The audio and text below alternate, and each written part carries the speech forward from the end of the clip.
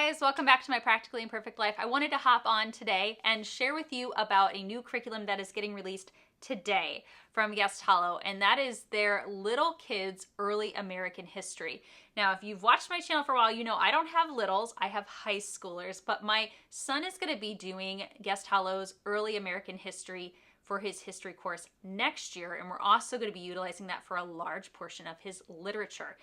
In that video, my curriculum choice video, I had talked about how they had recently released a junior version of Early American History, which is pretty much set for kids in 3rd through 8th grade, thereabouts. But they have been long working on an little kids version, something that you can have for your preschooler through about 2nd grade. So if you wanted to really start to do that family style learning, where all of your kids of all different ages are working on similar subjects or topics, just with things that are appropriate for their age level, this really just rounds it out. And I was really excited to get my hands on it and be able to take a look at it. Again, even though I don't have littles, I'm just super excited to share about it today. Guest Hollow's Little Kids Early American History follows the same timeline as the junior version and the high school version. So we're starting with those early colonies being formed here in America, and we're going all the way up to the early 1900s, right before we start to get into what we'd call maybe like the modern era. And so it will cover a pretty wide span of ages. So we're talking about colonies, we're talking about the American Revolution, the Civil War, moving to the turn of the century and the new things that are happening there. But it's all being taught to your littles in a very age-appropriate way with wonderful materials to engage them. Now, I wanted to share a little bit about how this is similar to Guest Hollow curriculum that I've shown you before in terms of the setup and kind of how they approach things. But there's also some pretty key differences that make it extra special for your littles. All right, let's start with some similarities between this Guest Hollow course and the ones that you have seen me share in the past for older students. It does give you a very detailed book list, and all of the books, when you download the PDF, are all going to be live links. So it could take you right to Amazon if you want to hunt for them. But they also will give you a ranking for those books. For example, Stories of the Pilgrims by Margaret Pumphrey is ranked #1. That means it's a pretty important book. You should probably make sure that you either pick it up or get it from the library in order to do it on the week that's noted. This says it's used in weeks 4 through 6. So if you're planning ahead, you could put it on hold at your local library for when you are going to need it, and then you have it available and you could return it when you're done, move on to the next book. Whereas there are books that are ranked a little bit lower. There's a book by Anne McGovern, If You Sailed on the Mayflower in 1620, ranked #4. Nice book to have if you'd like to have it, but you don't have to have it to make the curriculum work. Books that are ranked 3s and 4s on this book list, especially for your littles, would be fantastic ones to see if your library has, and if they do, maybe throw them in a morning basket. Something that when your littles are just needing something to do and you want it to be something that's educational, they can grab those books and take a look at them. Maybe you could read out loud from them in the afternoons or before bedtime. There's lots of different ways you can incorporate those extra books if you wanted to. Then after the book list, you'll get a list of supplies that you're going to need. Now, the supply lists are going to be much simpler than what we're going to see for the high school age students. You know, those kids have a lot of different hands-on things that they're doing, and because they're older kids, they'll have more complex assignments and more materials and ingredients they will need. But there are recipes that are linked for your little kids. There are crafts linked for your little kids. There are recommendations for certain toys you might want to get in order to encourage them to do some play acting or acting out the scenes and the stories that they're reading about. So really kind of engaging their imagination in lots of different ways, and that's all listed for you there. And then information is presented to you in a schedule. Now, you've seen me share schedules like this for Guest Hollow curriculum. It tells you the week that you're on, and then it will list the different books that you're going to be looking at that week and what to read from each of them. And then there will be links to additional things you can do, videos you can have your kids watch. So yes, they do incorporate YouTube videos and movies and documentaries. Just again, things that are very age appropriate for those younger students. But all of that is going to be listed on the schedule for you. So this schedule and book list are going to be very similar to what you might have seen in these courses for your older students. But let's talk about some differences, some things that I thought made this really cool. First of all, let's just go back to the book list. You might notice that next to the title of some of the books, you'll see a green star or a little purple book icon. And this is because they wanted to note some differences about these books. The purple icon means that that is a reader, kind of like an early reading book.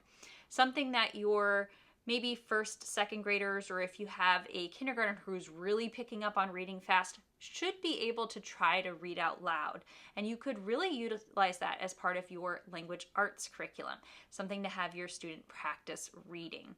Now, if you have a preschool kindergartner who's not quite up to reading those early readers, you could read them out loud, or you could choose another book that you're going to read out loud.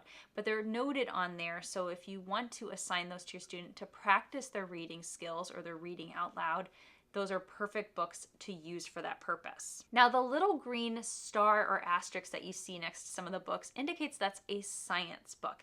And you might be going, well, this is a history curriculum. Why are there science books included with it? Well, remember, our littles, our preschool through about second grade, probably aren't doing a formal science curriculum at that age. We might be doing unit studies with them on occasion, or kind of pulling together materials if they show an interest in a topic. Well, this is a way that you can incorporate sort of a mini science unit study right there in your history course, and it's all already figured out for you. As we're learning about a particular place or something that's going on in America at that point in the curriculum, there will be science topics that can be introduced that week. It's not every week, and it's not anything incredibly in-depth, but again, a general introduction of these topics to your students. For example, week 1, right? America is first getting discovered. We're talking about the individuals who were coming over to America, and a bit about how they kind of went up through the Arctic and Arctic animals. And so there are books about the Arctic and Arctic animals where you can explore more. Other types of science topics that are listed: learning about the woods, parts of a plant, the seasons, the water cycle, rocks and minerals, animals like cats, sheep, cows, snakes, turtles, learning about the moon phases, the prairie in different biomes, tornadoes, volcanoes, discoveries of Thomas Edison. I mean, a real big variety. And again, we're not deep diving into any of these topics. We're talking about our littles here, but we're giving them a neat introduction through the use of different books and different websites and different activities. So you could really take this course kind of as it's written, be giving them some history information, be using some of these books as their language arts books where they're practicing their reading skills. And on top of that, you could be introducing science topics. I mean, throw in a little bit of math and that's it. That's all you need for your very early elementary students. It'll all be covered. And if you say, well, what about grammar? Well, check out Beowulf's grammar program. It's a pretty good one, and that's also available from Guest Hollow. Now, another neat addition I noticed on the schedule is the fact that Jen Guest, who wrote all of this, has put in little summaries for you if she feels like a book might be difficult for some of your students. And I'm very aware, like, some people have a 6-year-old who can read all of Harry Potter, and some are still really working on the basics with their first and second graders. Every student is different, but she notes that some books might be either a little harder for your younger students to comprehend, but it has fantastic illustrations and pictures.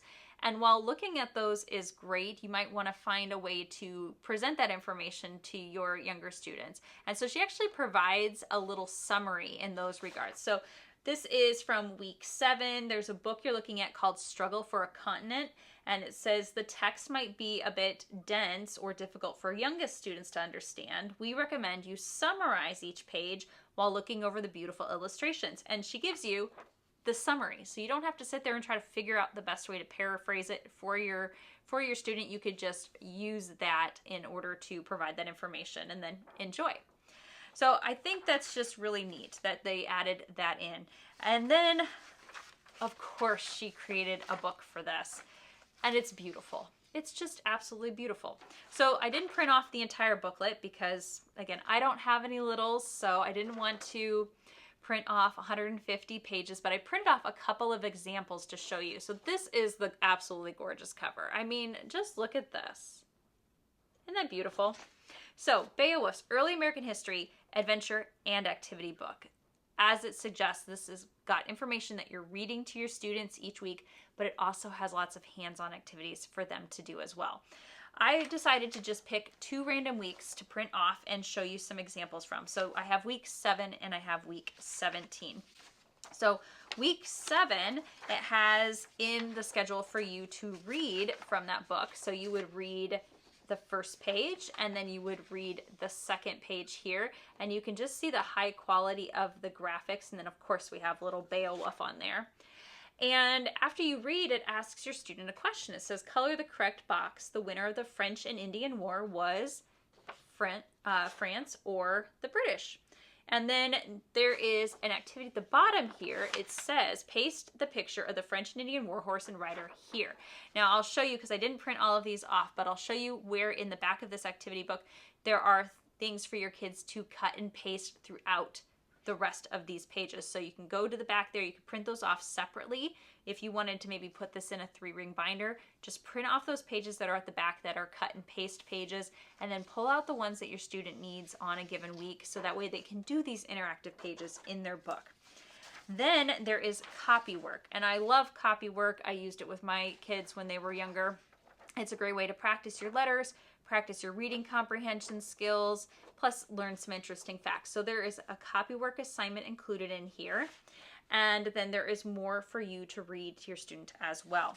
That is from week 7. And then there was a printout of kind of like a background for a play set, and then you could put the little characters from the book in front of it and have your kids kind of act out what it is that they have been learning about and reading about. Then week 17, we're jumping ahead. We are right about at the Louisiana Purchase. So we have another page with some reading and a beautiful, just absolutely gorgeous illustration. And then another page for you to read. And then one that has a map and some copies of pages from, that's from Clark's journal when they were traveling. And again, some copy work, a spot for them to paste a picture, and then there are some options on here. It says, ask an adult to help you research Newfoundland dogs, write or dictate what you learn, and then there is a craft idea, making a diorama of the Lewis and Clark expedition. And then, let's see, an alternative activity, instead of making a diorama, use the cutouts to make stick puppets and do a puppet show about the Lewis and Clark expedition. So I think it's really cool. Again, it has these pages at the back there where you can cut and paste and create different things. Just makes it very interactive. And think of in terms of like the other skills that your kids are learning.